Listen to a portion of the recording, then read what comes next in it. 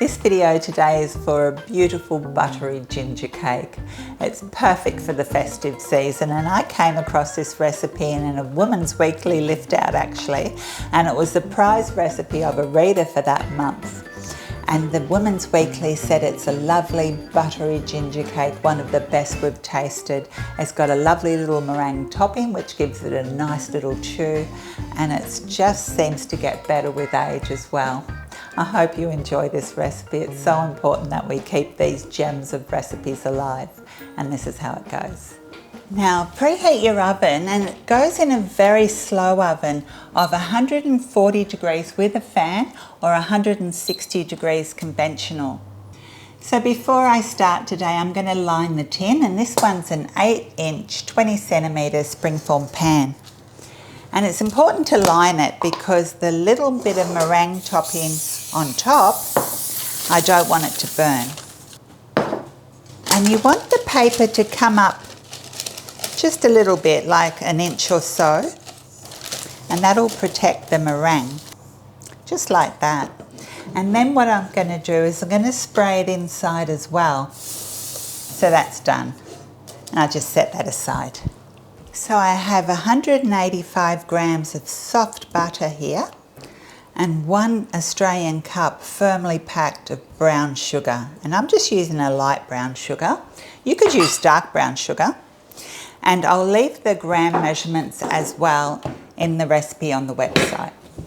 So before I start creaming that, I add 1 tablespoon of golden syrup. And what I've done is I've just sprayed the inside of that tablespoon with a little bit of spray so it slips out. And with the electric beater, now I'm going to cream this until it's light and fluffy.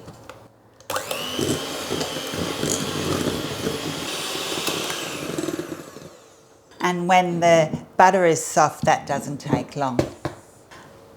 I add 1 whole egg plus 2 egg yolks, but I reserve the egg whites in a separate bowl because they're what's going to make the meringue. And I beat these in with the mixer as well. Then you'll need some preserved ginger, and I just use this naked ginger. It's uncrystallized pieces of ginger. And you'll need 90 grams or 3 ounces of it. And what you want to do with this is just finely chop it into little pieces. This is so lovely in the ginger cake. And then place the ginger into the mixture. Stir it through gently. Then sift 1 cup of self-raising flour and just a half a teaspoon of ground ginger. I have 1/3 cup of milk here, which is 80 mils, and I'm going to put half that sifted flour, half the milk, stir it through, the rest of the flour and the rest of the milk. Then I take my prepared tin and I put this lovely mixture in the tin and spread that out as evenly as I can get it.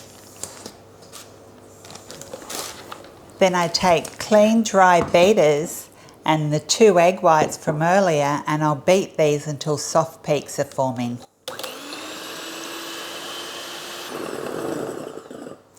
And every time I think of soft peaks, I just think of a soft serve ice cream holding its peaks. And to this I add 1/4 cup of brown sugar, which is 45 grams.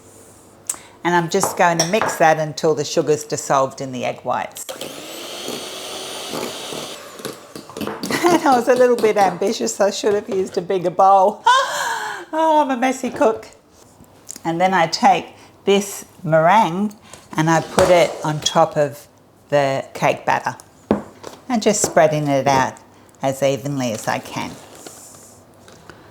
And one last thing before that goes in the oven is into a little bowl I put 1 teaspoon of caster sugar, 1 teaspoon of desiccated coconut, and just 1/4 teaspoon of cinnamon powder, and I mix that all together. and then sprinkle that over the meringue. Now this goes into the oven for 1 hour and a quarter, so 75 minutes. Sometimes I've noticed that the meringue can get a bit brown, so I'll pop that on the lower shelf for 1 hour, and I'll come back in an hour and see how it's going. So it's been in the oven for an hour, and I'm just going to check on it.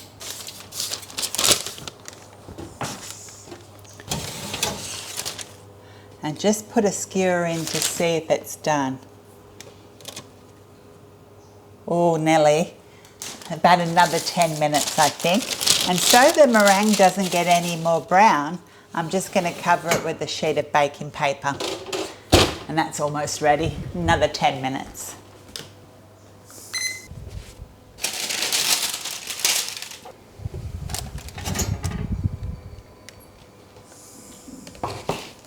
So that's had 70 minutes now on the very slow oven. And it smells really lovely. And if I put a skewer in, it comes out clean. So that's ready. Now before I release the sides, I just let it settle for about 5 minutes. And also the tin's cooler to handle then. And after 5 minutes, I just carefully remove the springform tin. And then, oh, it's hot still.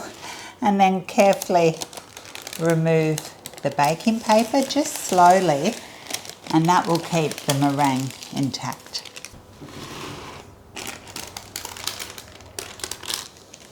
And now I'm going to let that completely cool before I cut into it, but it smells delicious. So it's actually been a few hours. I had a little rest and did some chores, and now it's time to have a nice cup of tea and a piece of cake. And because I've left it for a few hours, I'm able to get it off the base. And also this is quite a small cake, and it makes me wonder, you know, back in the day, was everything just a bit smaller? When I've made this at work, I usually double the recipe. The meringue on top already looks quite decorative, but what I like to do, take just like a tablespoon of icing sugar and just a touch, like that much, of ginger. And I mightn't use all of this. I just want to dust over a little bit of this icing sugar so it looks more festive. You can either get 8 or 12 nice slices out of this. Might go for a big one.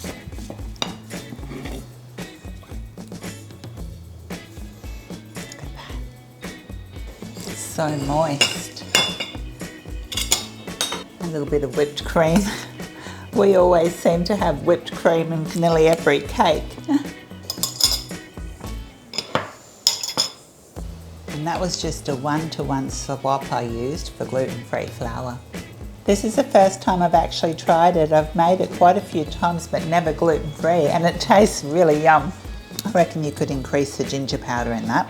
That's just a lovely little cake. Oh, and when you get the ginger pieces, they're delicious. Thank you so much for watching. I hope you enjoy this ginger cake. It's just a really lovely cake, and I hope to see you again soon.